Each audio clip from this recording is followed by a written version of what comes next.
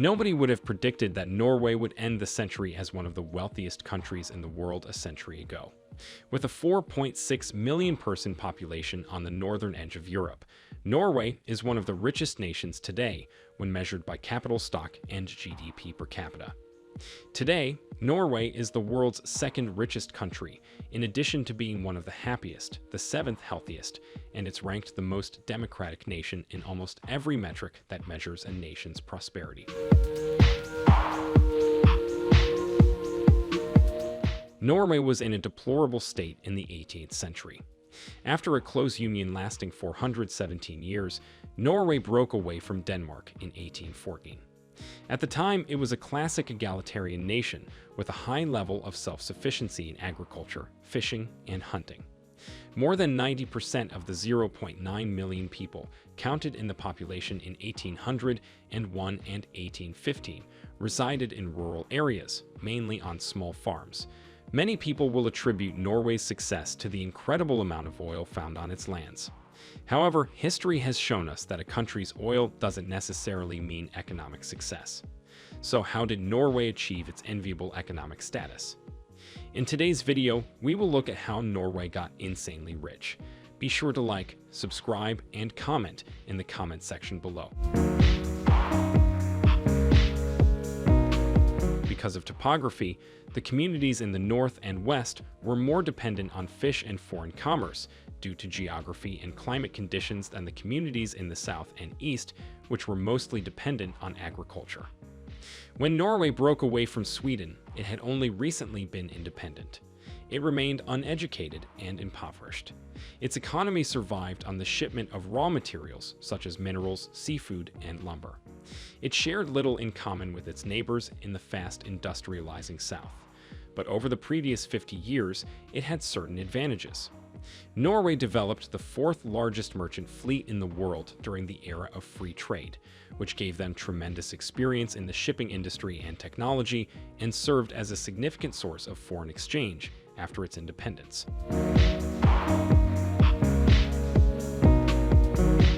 Norway also developed a robust parliamentary system, which led to the emergence of universal suffrage, workers' rights, and significant social changes. Its extensive political power distribution and checks and balances acted as a solid foundation for success. Despite their unfavorable geography, industrialization was made possible by the vast amounts of inexpensive hydroelectricity that were made possible. However, roughly 75% of hydropower was owned by foreign businesses. The country's new leadership perceived this as a risk and believed Norwegians should own and control their resources. Laws were created to place restrictions on any monopolization attempts and limit such foreign ownership. Norway was no longer impoverished by the 1960s. Although it had largely caught up to the other European countries, its performance was still only average. However, this changed as significant natural gas reserves were found. Speculation started to arise about oil being located in the North Sea, but there was a problem if there were vast amounts of oil beneath the waves. Additionally, there was significant doubt regarding who owned the oil. After considerable debate, Norway formally proclaimed its ownership over the waters. The Norwegian government was unsure about the massive oil deposits on the continental shelf, but it nonetheless began to split and sell oil exploration licenses. In 1969, Norway began extracting oil in vast amounts. Norway produced more oil per person than any other country on the earth in less than a decade. The oil industry grew to be lucrative, and thousands of high-paying positions were created. Sleepy fishing villages were transformed into petroleum powerhouses. As the billions of dollars began to pour in, the economy of Norway underwent a permanent transformation. After witnessing the abrupt damage the resource curse had caused in other countries, Norway adopted the necessary economic and political measures to prevent it from happening to their economy. Unlike in other countries, where absolute power was already concentrated in the hands of a single man, political power in Norway was already evenly distributed, making it impossible for a single person or group to prosper at the expense of society. Norway has also witnessed the global oil curse and recognized that oil luck did not imply permanent luck. Norway pursued the same approach to the government with oil as it did with hydro businesses soon after independence. The natural resources of Norway belong to the people of Norway, not to foreign oil companies. These companies could help explore, drill, and extract the oil, but the majority of profits were to be funneled to the state, while its own public oil company Statoil was to study, replicate, and eventually surpass their expertise.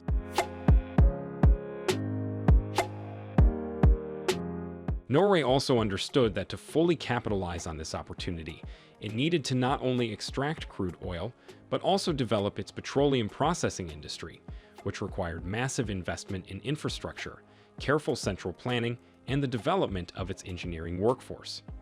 It could have easily cut taxes and squandered its lottery money on popular measures, but it didn't. It was also concerned about the petroleum sector dominating the rest of the economy, so it set a 90 million tons per year cap.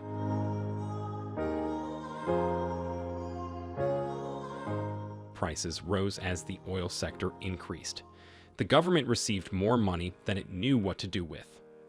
Oil prices dropped in the early 1980s, triggering a recession. Economic growth slowed. To avoid relying on a single resource, Norway began diversifying its investments in 1990 by establishing a pension fund. Other governments attempted but failed to imitate it.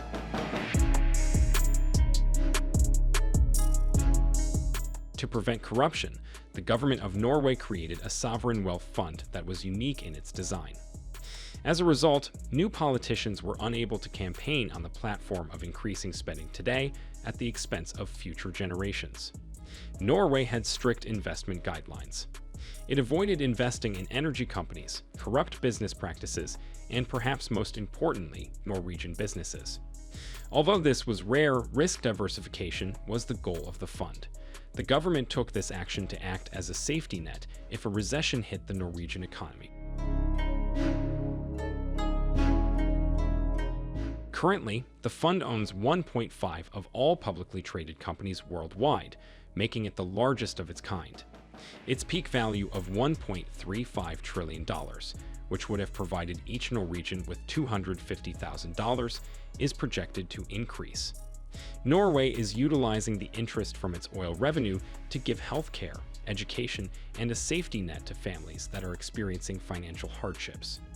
At the same time, other Scandinavian countries have had to cut their social spending. Although Norway continues to have some of the highest taxes in the world, its citizens never have to worry about covering expensive medical expenses.